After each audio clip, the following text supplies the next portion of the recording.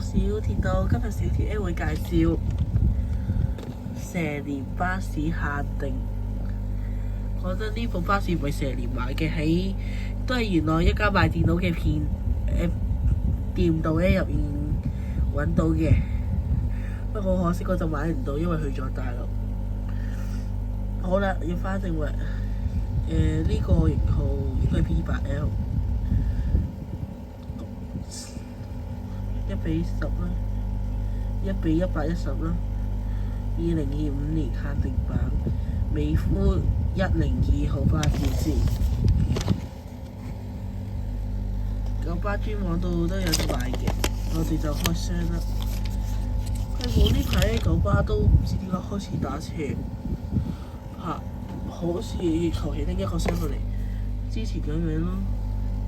應該想花生下關都未影。好啦，呢個蛇年巴士 E6X 線 E6X 成身都係蛇。呢個咧風轉咧係代表香港，跟住就寫咗2025 12.8米長102車牌 YP2214，型號就係 E6X， 呢度寫埋九巴，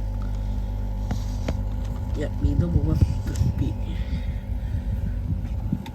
不過呢個之前咧喺尋寶區買嚟嘅，E6X啦，冇廣告嘅，冇廣告都係抵啲嘅，不過喺尋寶區揾翻嚟。最可惜嘅係少咗塊窗，不過都係冇乜分別，全部都係圖一個有廣告，一個冇廣告，真係冇乜，都係幾靚嘅蛇年巴士。而家元朗咧未，如果而家元朗咧第二叫咩千色商場1樓嗰邊咧，你行下就可以揾到嗰間賣電腦嘅店，賣電子器材嘅店。